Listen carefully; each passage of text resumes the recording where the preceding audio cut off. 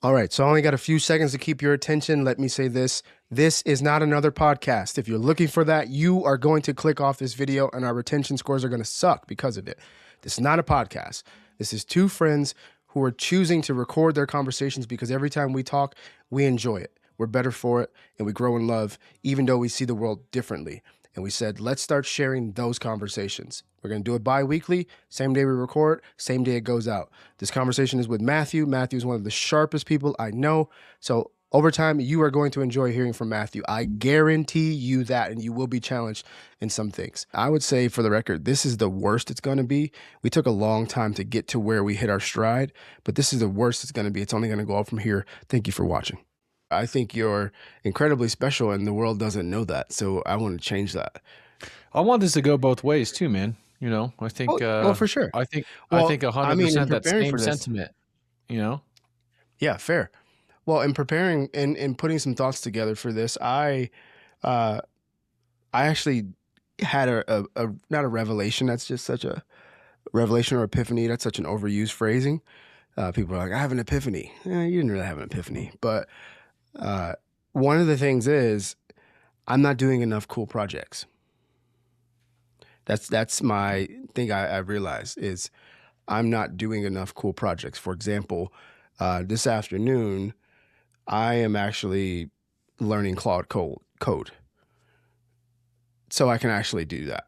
And so that's something that's inherently going to set me apart, leave me more creative, more skilled, and more interesting by doing things. Can't see my whiteboard, but it says, do something cool, talk about it, share your learnings, do more cool stuff. And that's really the gist of personal brand building. That was one of the breakthroughs for me. It was like, whoa, I got to do more cool things that are challenging my skill set. You know, I've been in this marketing content space for so long. It's like, get out of that. That's what's hard, especially if you don't have peers or a big team. Mm-hmm. You either need to be networking with the right people, doing self-study, and self-study is hard, man. I mean, it's like, unless I try to do this regiment where I'd build it into my workday because it, in my mind, is technically work. And like, I do like to create a separation between work and home life. Because no one wants, I mean, who wants to work 8 to 9 hours a day and then go home and just do more like brain? For me, it's hard. My brain's ends up being mush because I'm operating at as high of utilization as I can during the workday. Like I'm go, you know? Yeah. And some people, like if you're scrolling social media, maybe, you know, not actually focusing on the job, maybe you have some more time after work to like do some of that learning and that teaching. But I do think having some time to, if you don't have peers, if you don't have mentors helping and guiding you, you kind of do need to set that time to learn, you know? 100%. 100%. And just looking at, you know, what's coming ahead of us with this AI thing, it's like, I think the way the agency model or our entire space works is changing right under our nose. And rather than be reactionary to it or get caught on the tailwind and be forced to react, I just want to get in front of it because actually we're incredibly early. I think in the feeds, it makes it seem like everyone's doing it. Well, I talk to a lot of people who actually are doing it, and not everyone's actually really using the tools and learning the skills.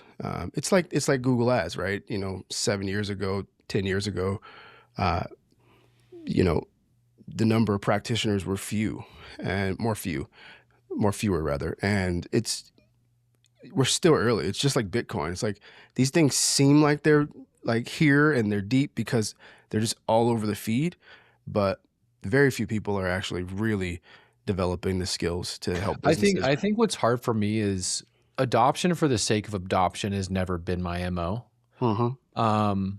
Early adoption, and that's the hard part, is like, okay, if I early adopted on Apple stock or early adopted on Bitcoin or whatever, then, you know, that would have worked out really well. Same with the internet. If you went all in on the internet or went all in on Google and Facebook ads when those platforms first came out, right. You were just raking it in, right? I think with AI, there's a lot of considerations that you need to think about in terms of how you're using it. and I'm always a long-term player. I think using AI purely for short-term gain is going to shoot yourself in the foot long-term. Yeah. I also think humanity as a whole fully leaning in and adopting AI is going to be our downfall also. So I see value in the tool. I mean, we're using it. I was actually talking to my employee Mackle the other day, and we've been using ClickUp for 5.5 years. Everything is built into ClickUp. We use it as our CRM. We use it as our task manager. We use it as our wiki. And it's always been kind of like our source of truth. And I was like, this is going to pay off someday. Someday this is going to pay off. Well, ClickUp added ClickUp Brain that can now look over the entire workspace. So all of our call notes, all of our client information, every task we've ever worked on, every design we've ever done, AI can now reference and build off of that. And it's like, okay, so obviously we're going to use that tool because it's going to make our lives easier. We're going to do a better job for clients, but it's still relying heavily on what we've built. Yeah. You know, and I think that's the core is one, don't share private sensitive information with AI because that's bad, but it should be relying on what you built, not you relying on it for everything you build. For sure. And dude, the scary thing for me with AI is actually, I think you're talking about it's going to be our demise. I think it won't just be from the workforce standpoint. It's going to be from even just our natural resources that we're not paying attention to. Like the amount of water and electricity that these data centers need to utilize and how that actually affects utility costs. I was listening to one guy just recently. He's in Georgia, and they built something like 15 data centers in the last couple of years. Yeah. And he's seen his utility costs go up 6 times. Like no one's talking about that part. Yeah. And so that there are real negative implications. But I think in terms of how we serve clients and how we do great work in the marketplace, I personally am not a fan of the notion that we're going to be creating all sorts of things and movies and all this stuff from AI because it's going to lack. It's going to lack what we bring to the table inevitably. You just can't program that in. Who's it for, right? Who's it for? Who does AI optimize for? It either optimizes for the corporations that built it, or it optimizes for the average. Right. You cannot boil down every human into an average. Correct. And so when you're optimizing for the average, that means you're not excelling. You're not truly appreciating the art and beauty of what humans can create. Yeah. So when you're relying on AI to give all these outputs to run these systems, it is running for the sake of running a machine. It is not always optimizing for the individual. And that's what's scary to me. Yeah, 100%. And so, but the thing that I want to try to do, going back to the cool project, is I want to just learn some new skills, try some new things. I do think the promise of rapid ideation is really cool with AI, and that's the sandbox I want to play in. Is like, well, you have this idea, you can get it to being tangible and accessible very fast, even now. And I think that is actually what's really cool the most to me is whether that's a project, whether that's a song, a movie, an idea for a movie or a script or a new protein powder, whatever. I think you can get there a lot faster. And that's really exciting to me to learn how to leverage the technology for those types of endeavors, because we all have these ideas all the time. You know, it's like, well, go try it. And that'll make you, you know, now Reggie and I started a pre-workout company in 30 days, and we're putting our marketing skills to the test to see if we can, you know, break $5,000 in 60 days. You know, that's engaging content, and it proves our chops, and it, you know, all of that. And so that's really what I want to use it for, but I need to develop some skills on some of these platforms first. So that was my big breakthrough as I was thinking about this. But the one thing I wanted to talk about right away was like, through Prospect Future, what is the core transformation that you're bringing to clients when you begin to work with them? What are they buying into? That's the transformation that you and your team bring. I think they're buying into understanding. Would be my biggest, like, that sounds so cheesy, but I feel like that's the right answer. Yeah. So many people think they know what marketing is. So many people have worked with other agencies. So many people have a website, and they don't understand how it all works together. they don't understand what they can get out of it. Hmm. Everyone has goals, obviously, and everyone has benchmarks and things that they want to hit. But if you don't understand what connects each of the different systems and tools you're using together, your business isn't going to do as well, right? And that is the beauty of AI. Is AI and automation. People kind of use them interchangeably, and they are technically different things, but they are getting closer and closer together, right? Automation is what is connecting all of these disparate tools together, and so that's what we do, right? It's yes, our core focus is paid marketing, so lead generation or e-commerce ads, right? Paid search, paid social.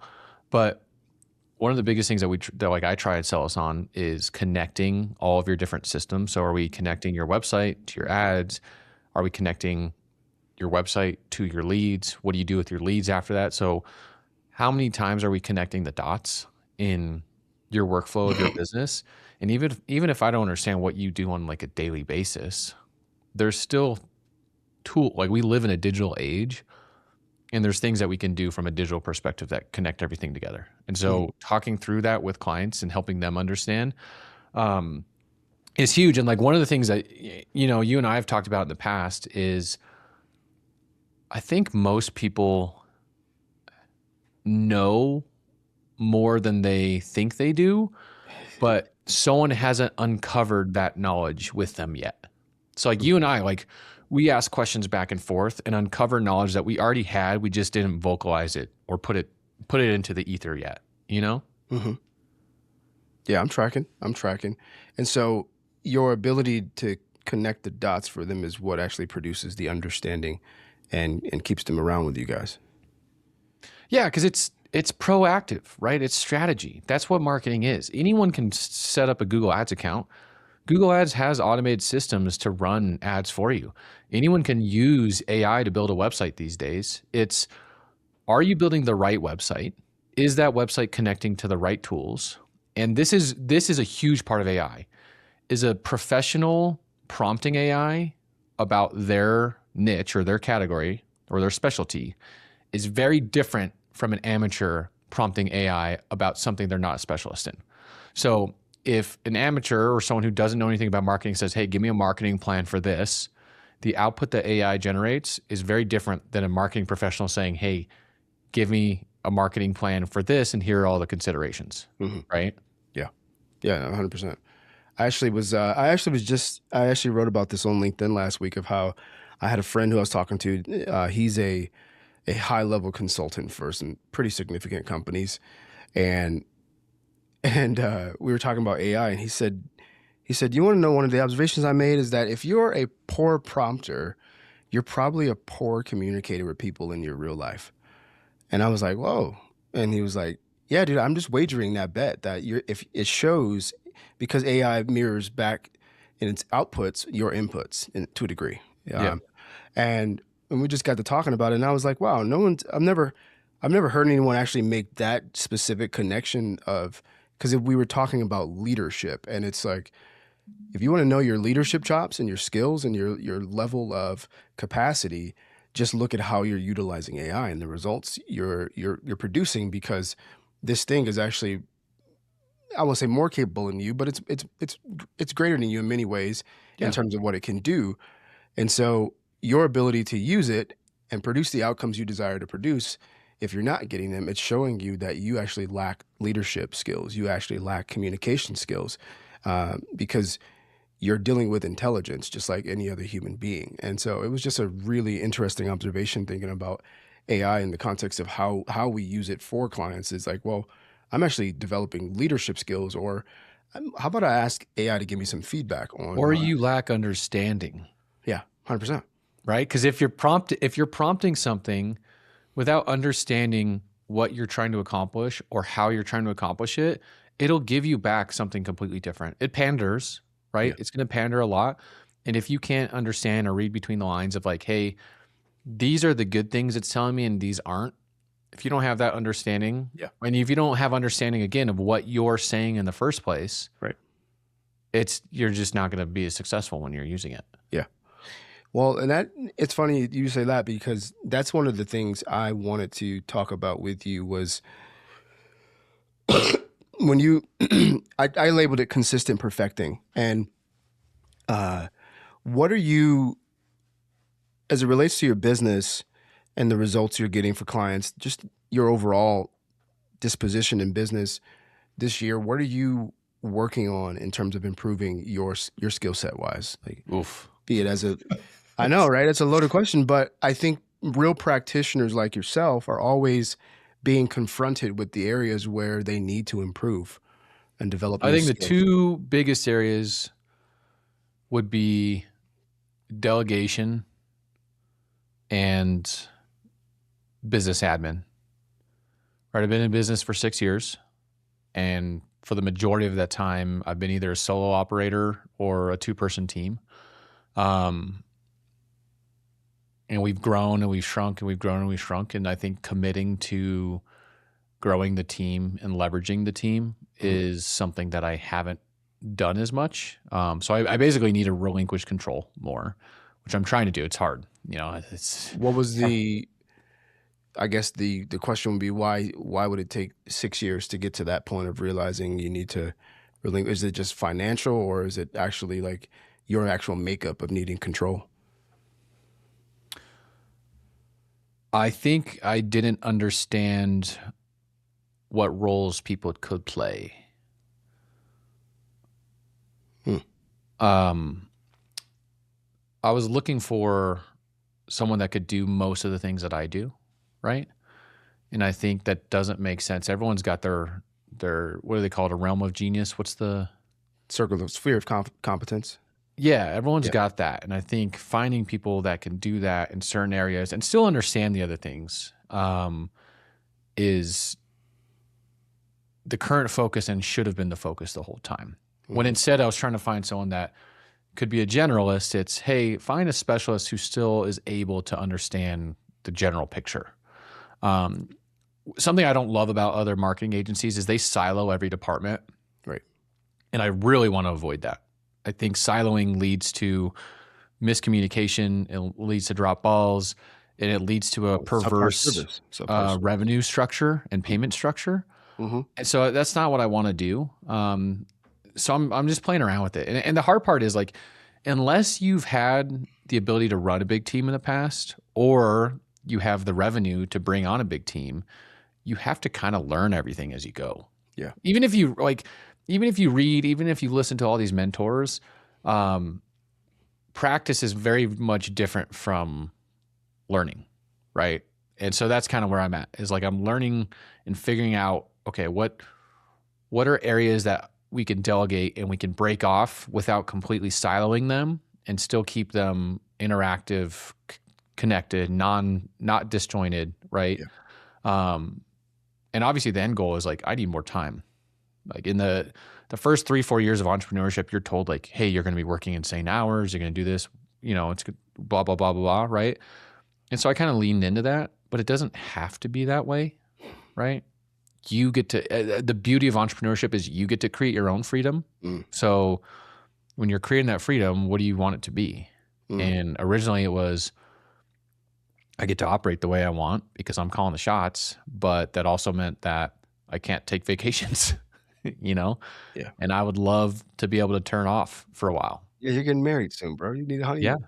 Sorry, babe. Yeah, I'm not able to go on our honeymoon. I got to work with this client. Exactly. So, in terms of the delegation and bringing people on, what has that experience been like bringing this person on to be a committed member of the team? What did you say his name? Malky? Did you say Malky? Mackle. Yeah. Mackle. Okay. What has that experience been like in terms of, were you nervous? Were you, from a money standpoint, were you like, how am I going to do this? Or, hey, if I bring this person on, here's what I need to be doing in the business. Did you have to think through those things? I mean, yes, but yeah, I mean, I've had full-time employees in the past. Right. I've had plenty of contractors in the past. He was my first attempt at a part-time employee. And I think the hard part is there's moral dilemmas in terms of with me in terms of hiring part-time, Yeah. because you want to pay people, right? Like you want to give them more hours, you want to get them more stability, you want to get them benefits. And so I had to make a compromise of like, okay, the company is going to grow if we bring on more team members and have them specialize in certain areas. But if they're not in a revenue generating role, compensating them too highly stunts the growth of the company, which stunts their growth long term. Right? So the flip side is build out the positions we can afford, build out the positions we need. And so those are all part-time right now. I'll get into that in a second if you're curious. Yeah. And short term, that's going to help fulfill client responsibilities better. It's going to help build the company more. And long term, they're all going to be compensated for that, right? That's the hard part. Is it's not necessarily that they're suffering short term, because that's my mentality. If they didn't want to take the job, they didn't have to take the job. Mm-hmm. And that's something I've had to overcome too, is over the last 6 years, the delegation, all that stuff, is I've been thinking in my mind like, hey, these tasks suck. I don't enjoy doing these tasks. Why would anyone want a job doing these tasks? And I'm like, wait, but I've been doing them the whole time. You know what I mean? So it's like, why not hire someone to do some of these things that I don't enjoy doing, or that frankly, like I've evolved past as an owner or a professional in this space, bring people in to do some of those things that aren't in my realm of genius anymore, or just aren't worth like the rate that I should be paid for work, but still needs to get done. And there's so many businesses where that's the case, right? Like I wouldn't enjoy doing accounting work, but some people love it. And I think that was something to overcome, is like people will love certain jobs, even if you don't think they're jobs that you would love or that someone else would love. Yeah, 100%. When it came to bringing in Mackle, did you have a system for not assessment, but like, and more so, the more you hire, the more you develop the skill of being able to spot the kind of person that the company needs that's going to be able to contribute to the degree you want. So what was it like beginning to think through, like, how do I qualify or disqualify or determine this is the person to move forward with? Yeah. So I've had a lot of poor hires in the past. Right. And a lot is relative, obviously, because I'm a small company. But to me, it was a lot, right? I like making good decisions, obviously. So everyone that wasn't a good decision piles on. I do genuinely believe hire slow, fire fast. It's obvious. It's business. Unfortunately, it's not personal. I do think you need to respect people. So if someone's making a sacrifice or doing something to come on board and you let them go immediately, that's rough. And you should avoid that. And that's where the hiring slow comes in, right? Mm-hmm. But in terms of the process, I mean, I've gone through it plenty of times, and I've known what to look for. It's templated and it's customized for each role as well, and it vets people. And again, this is another thing I had to overcome. It's like, okay, this is a part-time. I'm hiring for part-time roles, and this hiring process is extensive. It's a 5-stage process for a part-time role without benefits as of right now. And it's like, why would anyone, like, that's tough to put the people through that, because I like to put myself in those shoes, right? If I were doing that and I didn't get a position, I spent all this time interviewing, that's tough. And then also spending all this time interviewing for a part-time role, also tough. But again, I'm not forcing anyone's hand. And I think that's the biggest takeaway that I've had to learn is, yes, do right by people, build towards something where you're making sure that people are taken care of, earning a livable wage at a bare minimum, right? But at the same time, you don't make decisions for other people. They are allowed to make their own decisions. And if they made a decision to come on board, that's up to them, you know? I want to actually shift gears in our conversation and bring some more dynamic into this. Yeah. Just like how we normally talk. Yeah, I know. This is weird, man. I feel like I'm getting interviewed right now. You are being interviewed. Because I'm really assessing and identifying some things. Okay, listening to you talk. Okay, this is how he talks about that issue. Okay. Well, even that last question, it gave me some insight into how you think and some of the insight you have. And so one of the things I'm curious about is what conversation do you think, I don't want to say marketers. Sometimes we put it in the lens of marketers when we talk a lot, but what conversations do you think we're not having right now that we should be having? Like you think about all the podcasts and all the video content. What conversations are we not having? How do you want to win? Like defining success. How it's the how do you want to win? On a personal level, I've never understood people who cheat at video games. It's like you win, but you're not actually winning, right? And the same thing goes for business. It's okay, AI creates shortcuts, right? Not building a personal brand and not believing in your business, but creating a business just for revenue. That's a way to get money, right? How do you want to win? Hiring executive assistants from the Philippines and paying them $3 an hour. Supporting your local community. Like, how is it that you feel you want to win? And I think that's something that we don't talk about. And there's a lot of reasons why. And again, I'm not really judging. I have my own thoughts and beliefs on stuff like this. But I personally, and this is kind of going back to what we were talking about in terms of why I'm hiring part-time, is I want to hire local. I want to hire in the US. I want to hire local. I think that building an in-person team is incredibly invaluable. Yeah. And that's how do you want to win, right? As an agency, there's so many ways that we could have nickel and dime clients or got more revenue. We could honestly, at 6 years, we could be much, much bigger. And I know ways that we could have been much bigger, but that would have crossed into moral gray areas that I don't want to be in, right? And I think with so many businesses, they're focusing on winning rather than how they're winning. So then have you physically wrote down like, hey, here's how I want to win, or hey, this is the non-negotiable for me. I'm not willing to sacrifice this in this pursuit of business success. What are those things? I mean, we have a mission statement, obviously. I think. Yeah, I mean more so for you as the person, as the genesis of this. Like, what does winning look like for you? Obviously, there's some element of integrity. That's key to playing with. Some of this is written down, but one of the biggest ones is, again, long-term game, right? It's play the long-term game because it's going to benefit not just you, but everyone around you. Mm-hmm. And I've seen so many businesses where a client's like, hey, I can't pay this month. And it's like, okay, fuck off. You know, you're no longer my client. We know, but it's like, why would you do that?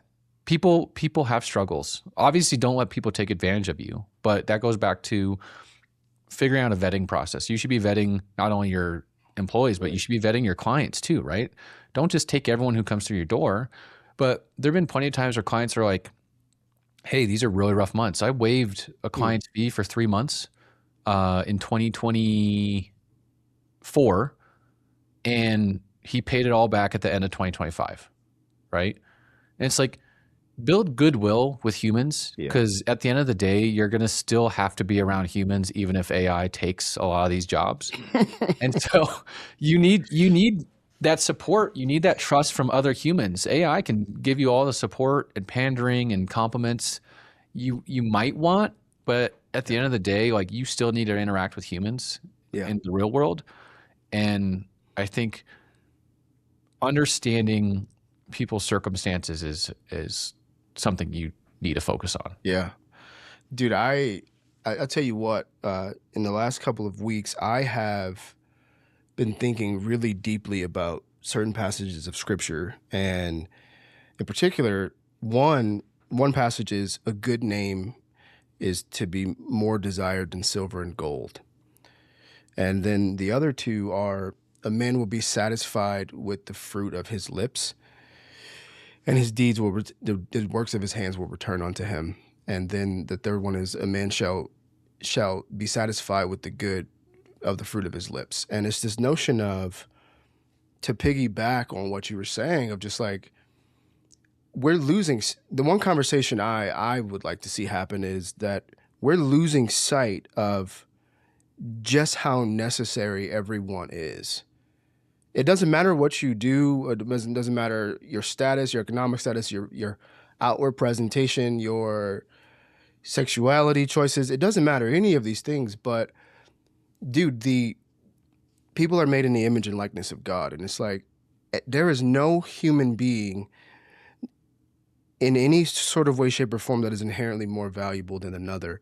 But within the space of the domains we operate in, we're always assessing whether or not this client is this, or this person's a great creator, this person has the brand, this person's credible, can this person deliver the results? And I'm reaching a point where you realize none of that matters. It's actually the person.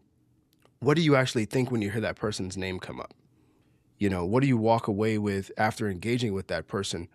That is actually the thing that defines you. And so I've just been assessing it even in my own self. Like, if I go through my phone, will my friends be like, will my dear friends like you be like, man, I love Darius, he's this and this and this, but this.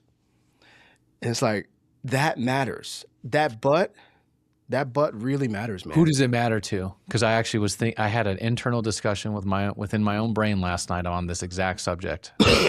I think it matters in a couple ways. One, I think it should matter to you. Like if that doesn't align with who you believe you are called to be in this life, that should really matter. That gap, that discrepancy should really cause you to change course. And then two, obviously from the faith perspective, I think it matters to your creator. I think it matters to you, but I think it matters to God. And I don't exactly know how to answer the question of who does it matter to. And I don't know how relevant it is, but it was more of just like, when people say your name, what are they going to think? Because it doesn't really matter if the people whose opinions matter to you. That was the question. Yeah. It should come from the opinions of people that matter to you. Yeah. Because if it's coming from strangers, or it's coming from coworkers, or coming from a boss, right? They have ulterior motives, right? Correct. It's got to be coming from someone that genuinely cares about you, and someone that you genuinely care about. Yeah. Right. Because I think at the end of the day, you should always be trying to improve yourself, but you should also be true to yourself. Correct. And changing who you are to fit someone else's narrative, again, you're creating the average. Yeah. And you don't want to be average. You want to be excellent. Well, you're actually made to be, you're made to be exceptional, meaning you're the exception. And because we're all like that, we all have these things. And dude, human beings I'm not a humanist by any means, or given to humanism that we're the apex of all of existence in the sense of like all meaning and purpose comes from humans defining it. I think it comes from our creator, but there's something truly wonderful about every person that walks this earth, given enough time to actually be exposed to it. And that really matters, man. And so I've been thinking a lot of like, man, we're not talking about the name piece enough, a good name. You look at these. I was on X the other day engaging with a creator who has a pretty significant following, and we were just talking about Gen Z and the messages, and I just ran through some thoughts on how he could engage with Gen Z in a stronger capacity because he has a platform. And it was very clear as I was breaking down Gen Z that the idea of, they think about name from, actually millennials do this too, but we think about name from that angle of like everyone liking me, as opposed to the people that are going to be most important and most impacted by the way I choose to live my life. That it makes up the worth of your name. It's actually the people that are greatest impacted by your choices and the way you're choosing to live, as opposed to all of these people who like you on social media. And we want to make a name for ourselves, but we don't realize the actual name we're creating for ourselves is basically what I'm trying to say. And this client said something the other day that's along these lines that really stuck with me. I don't really believe in legacy on a personal level. I think you should live your best life. And I think since obviously we have differing intakes because I'm not religious, but like, I think you have one life and you need to make the most of that life because it's the only one you have. Mm-hmm. Right. And making the most of it means enjoy it. Live a good life, mostly good coming from like a stoic perspective, right? Are you doing what's good? Not are you rich? Are you famous? Are you going on vacation all the time? It's just, are you living a good life? So I don't really believe in legacy of like, I need to leave something behind. Yeah. But my client mentioned that he went through a traumatic experience, and he asked himself the question of, do I have something to show for the life that I've had? And I know it sounds like the same thing, but I think that subtle semantic phrasing is very different. One is pride, right? One is, I need to leave a legacy. People need to remember me. And then the other one is, what do I have to show for all the efforts and air that I've breathed? And I still don't know like, for some reason in my mind, there's a difference. I still don't know what it is. Still trying to put my finger on it. Yeah. But Well, I mean, I think people need to realize that you're here during the crux of your life. Whether it's the legacy, whether it's having something to show, that it always comes on the back of service. It's never going to come on the back of, I think we like to think like, yeah, I need something to show for it, but how do you get that? How do you get a life with something to show for it? It's on the back of service. It inevitably includes the betterment of people not named you in order to have something to show. Whether it's riches, whether it's an endowment you want to leave, you ain't getting that by yourself. Whether it's relationships, a family, whether it's an estate, it doesn't matter what it is. It comes through service, and I think that is why you see people that have peace and they're content. And even today, in the midst of all the chasing, I look at certain people I know that are really content, and the common denominator is they're content with the life of service. They're not content with like their money level or certain things. They're more content with like, hey, I have my wife and my kids and the people in my company that depend on me, and we're doing great work, and we get to really make an impact. And so I'm not affected by the noise of what's happening online. I'm really, I'm fine with what I have and the work that I'm doing and the challenges that it's presenting. And I think you have to get out of yourself to really even come close to what someone would describe as a legacy, or finding that pathway that they're going to look back on and say that's a life well lived. I think it's inherently linked to service. Like I don't think it's separate. I don't think it's something you can just like conjure up. I think it's going to be through dealing with people. Can I give you a hypothetical? Yeah, of course. I agree. I agree with everything you just said. I think I have some subtle variations and externalities on top of service. But what if you're alone?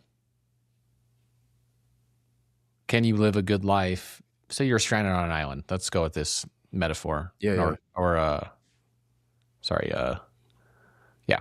Anyways, say you're stranded on an island. Can you live a good life with no one else around you? No. Interesting. Okay. Yeah. One, I think there's something. Well, how would you define good?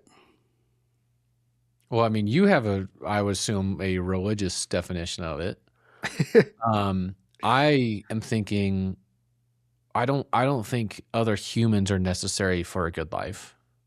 Obviously they exist, but I'm saying basing the value of your experience and your life off of others, I think is interesting. And I don't necessarily agree with it. I do think service is absolutely a part of a good life.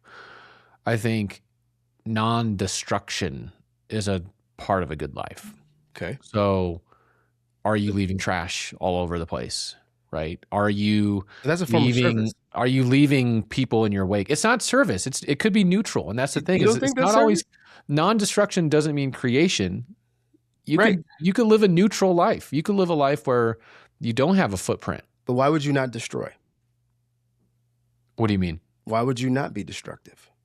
Somebody might say, I want to destroy. I get to do what I want. I want to destroy. You know what I mean? Why would it be good to not destroy?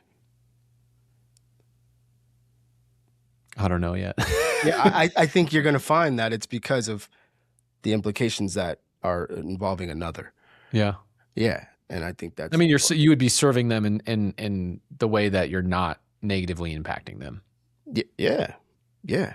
Because even the notions of like a lot of our notions of goodness and beauty and truth and love, I think they all require the presence of another to find their substance. And It's a yin and the yang, right? You can't have the yin without the yang. yeah, There and needs to be context. There always needs to be context. yeah, man. And so I'm like, I don't think you could live a good life being on an island because ultimately you're left to live a life that satisfies you and you alone. And I think you determining that is, I don't know how you actually determine that in a way that produces any lasting fruit. Because it's like, oh, I'm on the island. I'm going to be here forever. I might as well make the most of it. Well, what am I going to do? Well, I'm going to try to get off the island, or you'll probably come to the conclusion, I'm going to make it so that people know I was here. I don't know. Yeah. Or I'm going to make it so that the next person comes here they understand the things that can help them get out of here. Here's some things I think you're going to end up resorting to that because, okay, well, I'm going to eat. I'm going to sleep. I'm going to try to stay warm. I'm going to learn how to defend myself if there's wild animals and things around, or how to not die. But at a certain point, you've run out of things that you will need to address for the sake of you. Well, that's the thing. Yeah, it's existence, right? It's your only goal is existence, because you can't do procreation. So biologically, you don't have a goal. Yeah. And without other people, you can't give back or service. So your only goal would be existence. Yeah, 100%. I think we're made for the presence of another. I think obviously, being the religious man that I am, as you keep saying, I think it's for God. But even in God, even with God, he looked at man and he looked at man in all of creation and said, all of creation is good. And then he looked at man and said, it is not good that man is alone. That's the first time God says something is not good, and it's that man is alone. This is Garden of Eden? Is that? Yeah, this is in the creation narrative. Yeah. The first thing God says is not good is that man is alone. That's interesting. Yeah. Yeah. That really ties back into what you're saying. Really yeah. well. So I think we're really made like this. I would be lesser of a man without you, bro. Like, that's just a reality. Like, Likewise. I would be lesser without you. And I think understanding that is you're now on the path to living that quote unquote good life. Because look at the guys who do it their way, and it's just like their way. I've never met one. I've met a few guys like that. I haven't met a lot. All of them are not liked, and not liked in the sense of people needing to give them approval, but people don't want to be around them. People don't want to be around them. And it's like, well, why is that? That person would elevate themselves over anybody else any day. And I think we're different in that respect. Yeah. You and I are different from others in that respect, because I think so many people look at accomplishment as something to respect. Yeah. And again, this comes back to how do you win? Is a lot of the people that I've worked with in the past, they accomplished a lot, they made a lot, they had a lot of success, they made a lot of sales, Yeah. But they did it in a way that I fundamentally disagree with, right? Right. And so people like them. Obviously, to be a good salesman, typically people need to like you to some degree, right? And I think that's a really interesting category, is that they get along with people like them, people see that success and are envious of it, or respect it. And I think for me, and from what I know about you, oftentimes that doesn't align with how we think people should be. I wrote this the other day. Humility and courage are the rarest things in any generation. So as we come to a close here, yep. I want to talk a little bit about the future for your brand. And in particular, I want to start though from the place of, what are your thoughts right now as a consumer of social media content? How are you feeling about I It's funny think, because social media is like a noun now. I could be like, what do you think yeah, about social media? But how do you, as a consumer of social media, how are you feeling like right now? I think social media is a massive blight on humanity. What's a blight? I don't know what that means. The really negative Like a stain? stain. Yeah. Okay. Um, I mean, there's a reason Australia is restricting it to people older. What was it, 13? I think is what they did the cutoff with. Hmm. Um, I think manipulation and doom scrolling and envy, I think it's creating a lot of things that aren't positive. Mhm. Obviously, you can be in the right communities. You can learn how to build, a tool chest, or you can learn how to uh, rehab your home. Like, there's a lot of cool things you can learn on social. Yeah. Um, I think those need to be broken off, frankly. I think educational and value should be a completely separate medium. And it can obviously still come in the same form, but I think social media is about manipulation and attention, right? And I think professional media and educational media should be something separate, Mhm. because I think that the goal is very different, right? Yeah. People, how does Facebook make money? How does Yeah. Google make money? How do any of these platforms make money? And once you think about that fundamental question, it like the answer should be obvious. Yeah, for Is they sure. make money off of you, For you sure. know? And I know obviously I'm a marketing person, so that doesn't sound the best. Again, I think there's a ton of value to be had with what you can do and what an individual can do on social media. But I think as a whole, I think it's Mm. some big negatives involved. Yeah. No. What do you think? Obviously, I would say now that I know what the word blight means, I would say I would agree with that. I do believe that we're heading to a point where um, I think if you look at 7 to 10 years from now, I think we'll look back. I think we'll be looking back at quote unquote social media. Um, interesting. Okay. yeah, What do you think is going to replace it? I think inevitably the way we're functioning is forcing us to have to make decisions about how we're going to engage with the people we want to engage with and the contributions we want to make. And I think it'll start from the place, it's going to end up making people start from the place of this has to be my thing that I own and I get to curate the way I want. And so I think ultimately we're going to be looking back at social because we're going to be in, let's just say subsocial. We'll be subsocial, meaning we'll be broken out into our own spaces and interacting with other cross networks. Think small circles that are intertwined and connected to, and there's signal crossing signals. But I think the days of these behemoth platforms being the watering hole, I think those days are coming to a close really quickly because it is actually incredibly destructive. It actually goes against a lot of personal and corporate productivity, and then the impact on psychological impact, the spiritual Yeah. impact, emotional, mental. Uh, it's all there but it's because there's a number of reasons for it, but we weren't made for that. We weren't made. Constant dopamine hits? No. Yeah, and even I don't have the words for this, but I've been playing on this. You know how people say you are what you eat.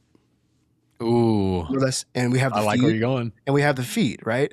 And Yeah. it's like you are what you eat, bro. And I don't quite have it formed out yet, but I'm like, man, there's something there because even as someone in Christ, like a lot of the principles we're discussing are all over the scripture, and so it's I think it's inevitable that it forces people to really break off of the platforms in order to be able to contribute the way that they believe they're created to contribute and to cultivate those relationships that they want to cultivate. And I think it's that these things run their course and they're in their seasons. And I think with the way governments are moving, with the way AI is coming, with the way that resources are moving, I think it's inevitable that we find ourselves in sort of subsocial and in circles that are intertwined, connecting, moving about, but they're not going back to these one big seven circles. I think a lot of the political stuff that's going on will come to a head, and people will realize on all sides, wow, we have been drinking some insane Kool-Aid. Mhm. You know, I think another one that I see consistently is like these social media couples that are like the best couple ever, always, always end up Oh, he's breaking cheating. up or Yeah, someone's cheating, right? 100%, 100%. And I think I'm hoping there's going to be a massive return to reality. And what we've seen with Starbucks, right? Starbucks is like, hey, we've been charging an insane amount for a crappy cup of coffee when our entire brand used to be experiential originally. It was quality. It was people would come in for an experience. They'd come in to be a 100%. part of a coffee shop. And so they're returning to that. And then you look at most businesses were like, okay, productivity is through the roof when everyone's work from home. Well, every business is going back to in person. And I don't think it's just because they have the real estate or the Oh, 10-year no. lease. It's what we've been talking about, I right? think they realize people need to be around each other to do incredible things. And Yeah. I'm hoping we get back to the point where people realize being in person and having real interaction is Yeah. what's going to make a difference, not commenting on someone's social post. 100%. And I think as it relates to social, I think that is really as this era that I'm predicting comes to a close, I think the people who will quote unquote win on social big time, I think they're going to approach their content with that same level of intention. How can I be real on these platforms? Oh, Because and we've talked about this before about the fear around it, which is one of the things I want to be a part of changing is this fear of associated with being yourself and being judged. And but it's very clear that between AI, between the the ever increasing volume of posts and creators, and now AI creators and AI influencers and new platforms trying to do new things, it is going to be, I think, a requirement to actually have any form of real contribution that you operate from a place of humility as a creator. And I think it's going to help spark some of your best creative ideas because you're not just looking out there and saying, how do I respond to that? How do I make? But you're actually looking here or looking there and saying, or listening to the people that matter most to you and saying, what's the need? What am I fit for to meet this need in this moment? And I think it's going to produce a lot of courage. It's going to take a little bit of time to get there, but I think it's going to produce a lot of courage as this thing comes to a close. I think a lot of the question that you're saying is like, what am I giving? 100%. Right? Because being a creator, you can be a creator. There's a lot of those the trolls that go around and like mess with people and they get content off of that and they make money off of that. But it's like, what are you giving long term? And is that sustainable long term? And I think the answer very clearly is no, it's Right. not. But if you're giving back and you're giving something valuable, and even if it's happiness, right? Even if it's emotional support, I think that's a win as long as it's authentic. Yeah. And with that, I think that there's been a significant underestimation of how positively it impacts your level of creativity to be in the giving position versus what can I get. And Right. for all the slack, all the stuff that people talk about Gary Vee and Hermosi, they don't. There are two. I can't think of two more quote unquote that I would say generous creators that exist in the game of media today. If you actually survey the volume, you survey intention, and you survey outcomes for people associated with it, there's I don't think there's two more generous people in the media space, especially in the business media space. And I think that's why they have the influence they have is Yeah. because you're right. Generosity is key. And even in certain cultures, the notion of giving a gift, man, is such a special thing.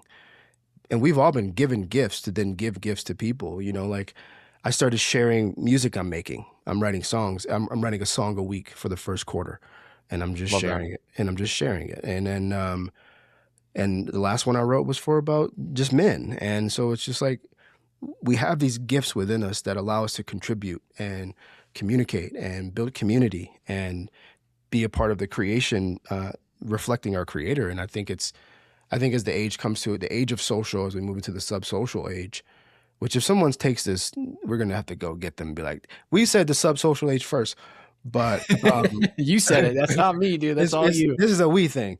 And, but yeah, it's very clear, man, that contributing is going to be the way that bend towards contribution, and which was my second question was like, what do you actually want to contribute this year as it relates to content and your personal brand? Like, who do you want to help? Who do you want to, what do you want to put out there this year as you're working with Mackle and other team members over the next several months? What do you want to be a part of contributing to the feed as people fix their nutrition, their mental nutrition? Should we save that for the next call, or do you want me to jump into it? I don't know. Maybe we should save it for the next call. Yeah, let's save it for the next call. Yeah, that's cliffhanger, good. Dude. We got to keep them. That's good. That's good. Let's coming back. Okay, so next call, we're gonna talk about that. Like, what is it? And I'm gonna talk about what I as well. We'll talk about what are the gifts that we want to bring and contribute to the feed this year. Yeah, I think it's really I like important, that. man. I wrote it down. Bet.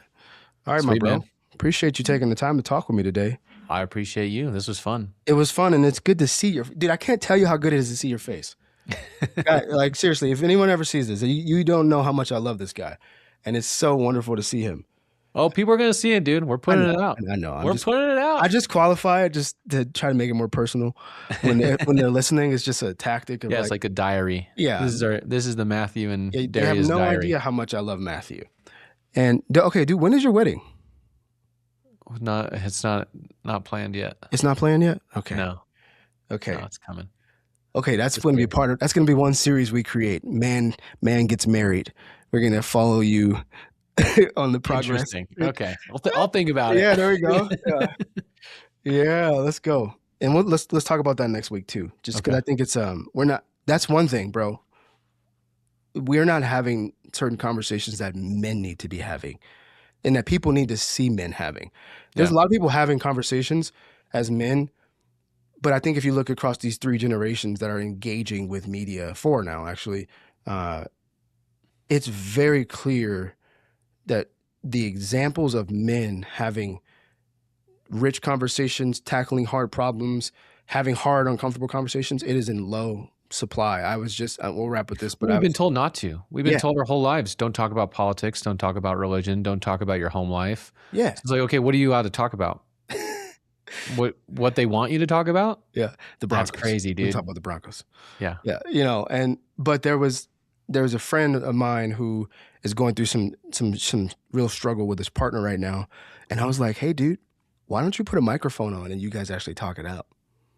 And that would be super interesting because of what they're having to deal with. A lot of vulnerability there. Yeah, but think of like, it would be incredibly. I think it would be well received. Because a guy on Twitter was walking. He does like a morning walk and he just talks into his phone. And it's a great format, one we should definitely try in our own spaces. But he was just walking and processing the fact that he's running out of money in his business. And he was just having some real thoughts. And bro, this dude took off. This post took off. And in a real sense, I think his business has got some real positive momentum now. But the post took off because people were like, this is a real dude talking about real stuff. Dude, people want reality. And I think we've been so caught up in trying to create this fabricated thing on social that we forget that people actually like what's real. 100%. Yeah. Yeah, it's like, so that's one of the things I'm aiming for with what I'm doing is I'm learning how to package it and get there, but I just want to see people less afraid to be themselves. Yeah. The world would be a better place. Actually, I hate that phrase, the world be a better place. Because the world is dying, my boy. The world is what it is, man. The world will spin with or without us. True. All right, bro. I love you, dog. Let's you, we'll do this next week. All right. Talk to you later, bro. Same time next week. Okay.